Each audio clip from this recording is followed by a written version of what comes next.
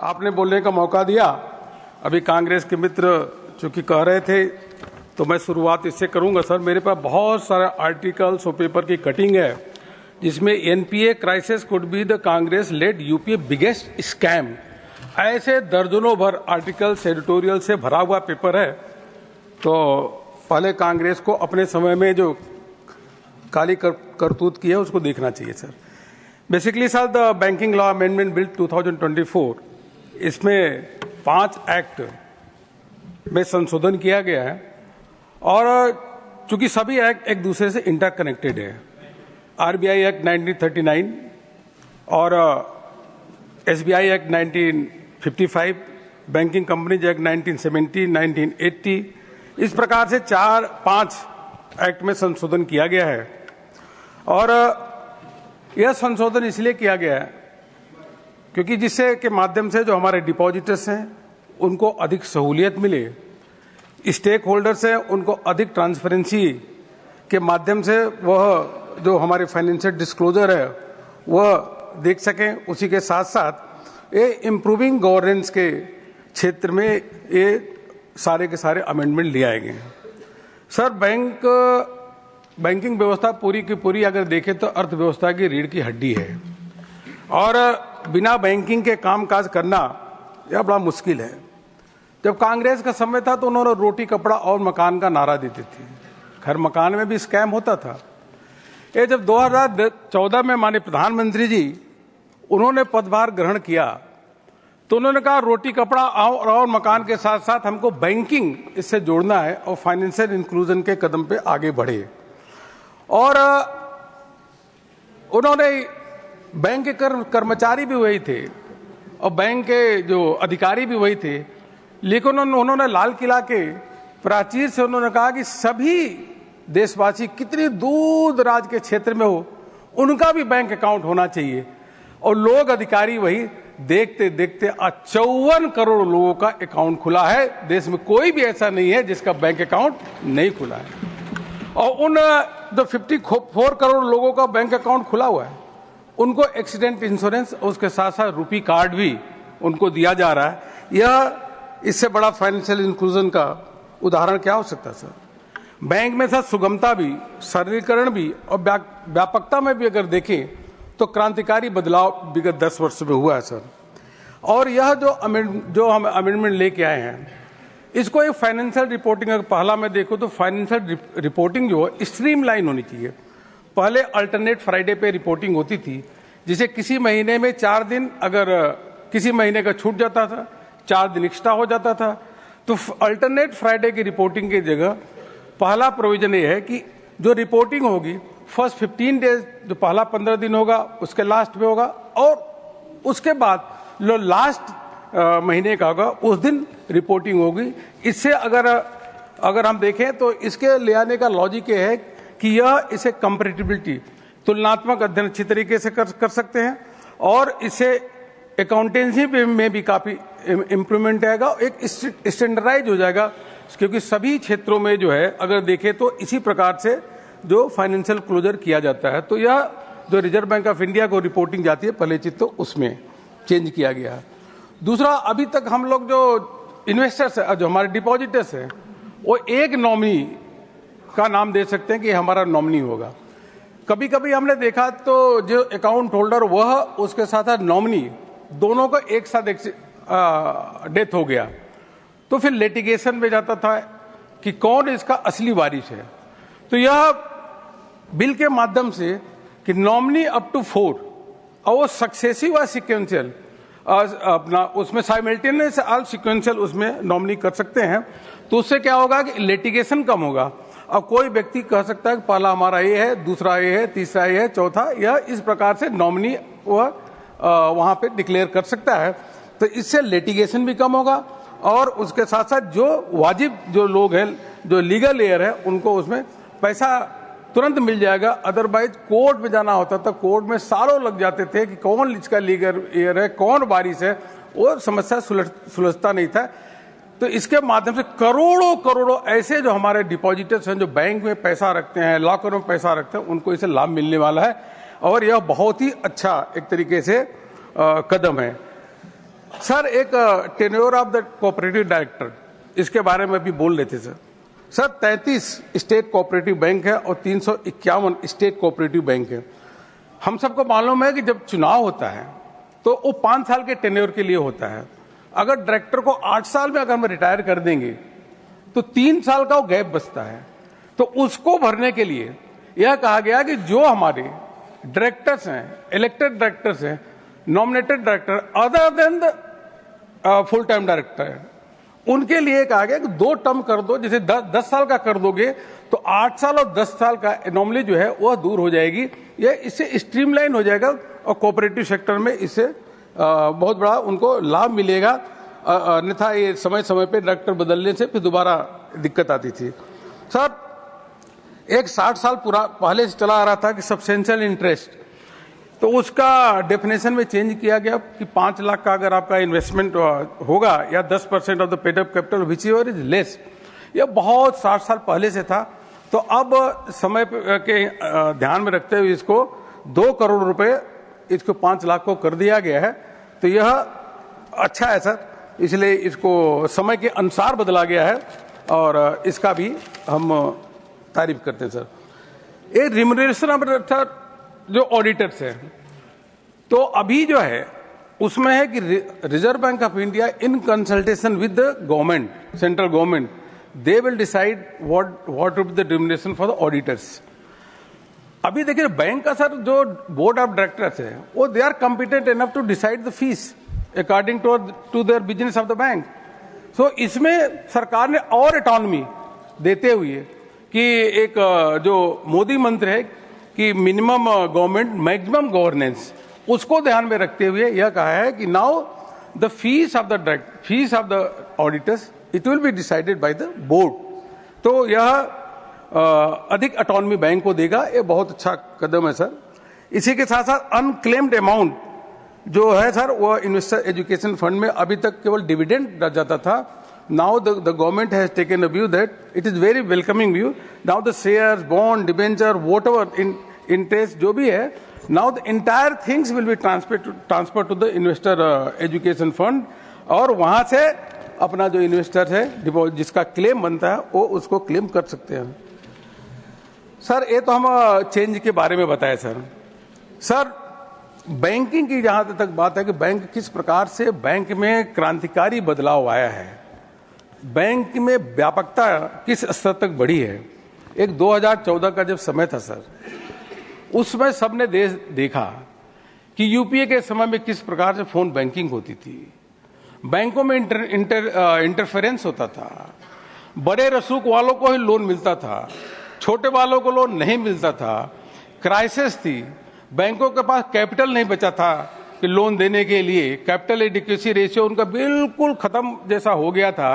ये बहुत बड़ा क्राइसिस था। और जब बैंक की स्थिति बिगड़ चुकी थी, बैड लोन से लेकर के एसेट क्वालिटी इतनी खराब थी तो सोच ही नहीं सकते थे। जब इतनी स्थिति खराब थी, अगर बैंक की स्थिति खराब होगी तो बिजनेस कैसे बढ़ेगा। वो बहुत ही क्राइसिस का समय था और चूंकि लोगों के बैंक अकाउंट नहीं थे, जो आम नागरिक है, जो आप बात कर रहे हैं, आम नागरिक के बैंक अकाउंट नहीं थे, तो क्या करते थे, साहूकारों के पास जाकर के पैसा लेते थे और उनको ब्याज दे दे करके थक जाते थे, जमीन गिरवी रखते थे। यह पीड़ा कांग्रेस के समय किसी ने नहीं सोची। ये 67 साल हो गया। आम व्यक्ति की पीड़ा, उसको लोन मिल सके, कम ब्याज पे लोन मिल सके, बिना कोलेटरल के दिए हुए उसको लोन मिल सके, इस बात की पीड़ा अगर कोई समझी और उस पीड़ा को दूर करने वाला कोई व्यक्ति है तो मैं गर्व से कहता हूं देश के प्रधानमंत्री नरेंद्र मोदी जी जो करके दिखाए हैं। सर मुद्रा लोन में सर यह 2015 में शुरू हुआ कि छोटे जो व्यवसाय करना चाहते हैं उनको अगर लोन की जरूरत है तो कहां जाएं, उनके पास तो कोई जमीन भी नहीं होता था गिरवी रखने के लिए। प्रधानमंत्री जी ने 2015 में कहा, मुद्रा स्कीम लिया है और उसके माध्यम से उन्होंने कहा कि आप अपना छोटा मोटा व्यवसाय करो, हम आपको मदद करेंगे, कोई कोलेटरल देने की जरूरत नहीं है। और आज सर मैं देखते देखते मैं कह सकता हूं 48 करोड़ लोगों को मुद्रा लोन मिल चुका, 48 करोड़ लोगों को मुद्रा लोन मिल चुका है सर। स्टैंड अप योजना सर, और इसलिए भी बधाई दूंगा सर, पहले 10 लाख रुपए का मुद्रा लोन था, माननीय वित्त मंत्री जी ने अपने बजट में 10 लाख को 20 लाख रुपए कर दिया, इसलिए विशेष अभिनंदन सर। स्टैंड अप योजना इसके विशेष रूप से महिला, एससी और एसटी के लिए है। वो उनके लिए अलग से बैंकों में कहा गया कि स्टैंड अप योजना के अंतर्गत अगर एससी, एसटी या महिला है तो उनको लोन देने का काम करो, जिससे भी वो भी व्यवसाय कर सके और लोगों को भी रोजगार दे सके। 53,600 करोड़ रुपए का स्टैंड अप योजना के अंतर्गत अभी डिसबर्समेंट हो चुका है। माननीय प्रधानमंत्री जी का अभिनंदन इसलिए, 1 जून 2020 में जब कोविड का समय था, तो कोविड के समय उन्होंने कहा रेड़ी वाले, पटरी वाले, ठेला वाले बेचारे कहां जाएंगे, ये बहुत संकट में हैं, इनका संकट कौन दूर करेगा, इनको तो इस समय कोई पैसा भी लोन भी देने वाला नहीं है। उस समय पीएम स्वनिधि योजना लेकर किया है कि यह रेड़ी पटरी वाले हैं उनको हम लोन देने का काम करेंगे, कोई गारंटी के रूप में कोलेटरल मत दो, और अब समय पे पेमेंट करोगे तो 7% का इंटरेस्ट की सब्सिडी भी देंगे हम। और देखते देखते सर आप 94 लाख लोगों को, ऐसे रेड़ी वाले पटरी वाले 94 लाख लोगों को पीएम स्वनिधि के अंतर्गत 13,000 करोड़ रुपए देने का काम कोई किया है तो देश के प्रधानमंत्री नरेंद्र मोदी जी।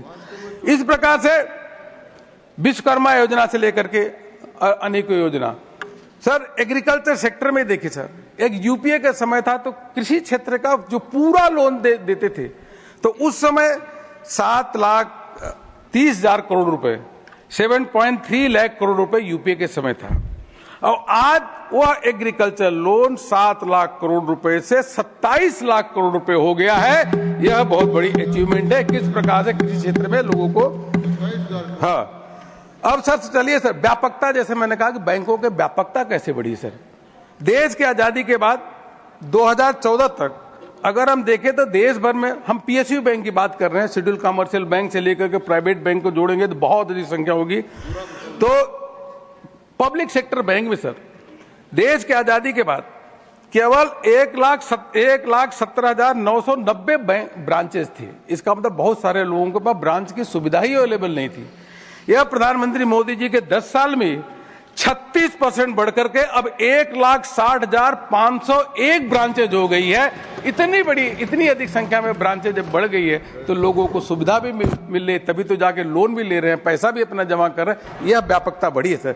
इसी सेमी अर्बन क्षेत्र में 65% और रूरल क्षेत्र में 32% बैंकों का नेटवर्क फैला हुआ है। यह हमारे प्रधानमंत्री जी के समय की योगदान है सर। आज आरटीजीएस और एनईएफटी 24 घंटे आप कभी भी कहीं से भी ट्रांसफर करा सकते हैं। भीम ऐप और यूपीआई में तो क्रांतिकारी बदलाव आया है डिजिटल टेक्नोलॉजी में। पूरा विश्व भर में अगर देखेंगे तो सबसे अधिक अगर डिजिटल ट्रांजैक्शन भीम यूपीआई के माध्यम से हो रहा है तो भारत में हो रहा है। 164.4 बिलियन ट्रांजैक्शन इन फाइनेंशियल 93-94। इस प्रकार से यह क्रांतिकारी बदलाव डिजिटल टेक्नोलॉजी में आया है सर। अब बैंकों की स्थिति खराब थी सर। 2015 में सर प्रधानमंत्री जी ने कहा सभी बैंकों से, देखो भाई लोन तो यूपीए के समय दिया गया है और यूपीए के समय जो लोन दिया गया है वो इस प्रकार से दिया गया, आंख बंद करके दिया है, टोपी घुमाया गया है। अब ऐसा करो सभी बैंकों के आप रियल में कोई डरने की जरूरत नहीं, रियल में जो एसेट है उसको एक क्यूआर के माध्यम से एसेट क्वालिटी रिव्यू करो, और जो डाउटफुल डेट्स लगता है, जो लोन आ नहीं सकता, उसको छिपाने की जरूरत नहीं है, क्योंकि इनके समय तो छिपा रहे थे, तो उसको नए इंस्ट्रूमेंट लिया करके, तो उसको छिपाने की जरूरत नहीं, उसको आप रिव्यू करो और उसको डिस्क्लोज करो। अगर डाउटफुल है, एनपीए है, तो उसको दिखाने का काम शुरू करो सर। तो उस पे सभी बैंकों ने काम करना शुरू कर दिया। उसके बाद 4R पे की recognition of NPA, resolution, recapitalisation और जो हमारे रिपोर्टिंग जो है उसके माध्यम रिफॉर्म, उसके माध्यम से सरकार ने 4R पे काम शुरू किया। और आईबीसी 2016 में आईबीसी कानून ले आए, एनसीएलटी, आरपी इत्यादि का सब प्रोविजन हुआ सर। आईबीसी के आने के बाद जो ये लोग कहते हैं कि आपने इतना लोन माफ कर दिया, सर इनको अक्ल नहीं, मैं अच्छा कहना तो नहीं चाहिए, लेकिन क्या होता है सर, अगर कोई आपका लोन नहीं आ रहा है तो उसको आप क्या करोगे, बैड डेट्स प्रोवाइड करके अपने बुक्स में रिटर्न ऑफ कर लोगे, लेकिन तगादा नहीं बंद होता, तगादा चालू रहता है, ब्याज उस पर चालू रहता है, वो अकाउंट में नहीं आएगा, क्योंकि आएगा नहीं आएगा इससे अकाउंटिंग उसकी नहीं होती। तो जो उसको रिटर्न ऑफ को ये कहते हैं कि भाई आपने माफ कर दिया, माफ कर दिया, ऐसे थोड़ी माफ होता है। माफ अगर करना आपको निकालना हो तो आप बारोवर के जो एसेट है उसको आप देखो, उसके रियलाइजेशन वैल्यू आज के दिन में कितना है, और उस रियलाइजेशन वैल्यू में सरकार रिकवरी कितनी कर रही है, तब आप माफ को आप उसमें कह सकते हो इतना माफ किया नहीं किया।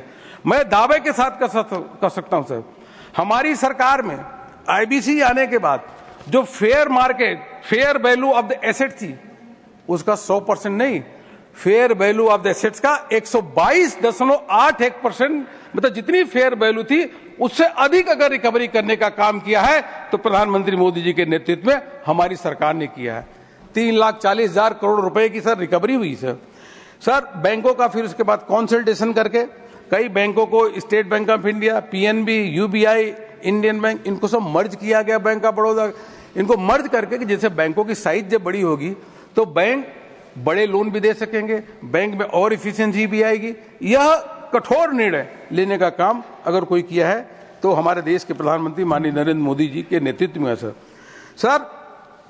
हम खुद ही बजट में देखते थे, जब बजट आता था तो होता था कि बैंकों को कैपिटल देनी पड़ेगी क्योंकि बैंकों में लॉस हो रहा है, और लॉस इसलिए हो रहा सर कि एनपीए, जब यूपीए की सरकार थी सर, हमारी सरकार 96 में 16% ग्रॉस एनपीए था, उसको 2004 में हमारी सरकार गिरा, इनकी सब सरकार थी 16%, हम कम करते करते 7.8% उस समय एनडीए की सरकार ले आई। फिर इनको गलती से सत्ता मिल गई, 12.3% एनपीए हो गया, 12% ग्रॉस एनपीए, और 12.3% एनपीए जो इन्होंने छोड़ा था, यह सरकार की नीतियों का, सरकार के बनाए गए कानून का नतीजा यह है कि आज नेट एनपीए, ग्रॉस एनपीए दिसंबर 2024 का केवल 2.6% है, और नेट एनपीए केवल 0.6%, 1% से कम नेट एनपीए सर। और यही नहीं सर, जो पहले बैंकों का लॉस होता था सर, बैंकों में पहले लॉस होता था 2013-14 में, तो किसी तरीके से 37,000 करोड़ रुपए का थोड़ा सा प्रॉफिट दिखा, उसके बाद एनपीए के कारण 2,07,000 करोड़ रुपए का लॉस हुआ। इन्हीं के समय के काले करतूते थे सर, हमने ही सारे आर्टिकल मीडिया से लेकर के एडिटोरियल सब कर डॉक्यूमेंट कर है।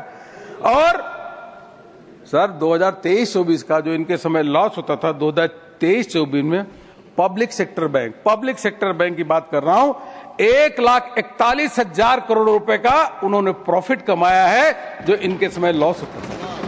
और अगर 9 महीने का देख ले सर, इसी दिसंबर 2024 का, दिसंबर 2024 में सर 1,29,000 करोड़ रुपए का प्रॉफिट हुआ है। और यह मान के चलिएगा जब 25 का आएगा तो पिछले साल का जो प्रॉफिट है उससे भी ऊपर वो पार करेगा।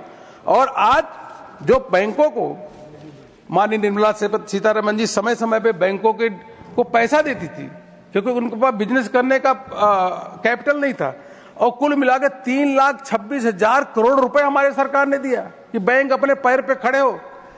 इनके काले कारनामों को हम क्यों भुगते, बैंक क्यों भुगते?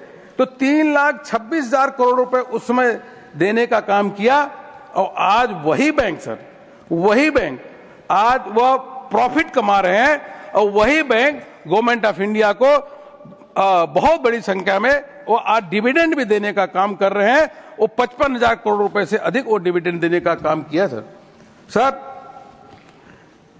यह उस समय तो बहुत स्थिति खराब थी, आज बहुत बैंक बहुत सुदृढ़ हुए हैं, और मुझे पूरा विश्वास है सर कि इन जो कानून आए इनके बदलाव के माध्यम से हमारे डिपॉजिटर्स, हमारे इन्वेस्टर, हमारे स्टेक होल्डर्स और बैंकिंग इंस्टीट्यूशन, इनको बहुत बड़ा इससे लाभ होने वाला है। मैं इस बिल के समर्थन में बोलते हुए अपनी बात समाप्त करता हूं। और माननीय वित्त मंत्री जी को इसके लिए ढेर सारा बधाई देता हूं। इस प्रकार के रिफॉर्म जो समय समय पे ले आ रहे हैं, इसलिए उसका मैं हृदय से अभिनंदन करते हुए कांग्रेस के मित्रों से इतना ही मैं निवेदन करते हुए अपनी बात समाप्त कर रहा हूं।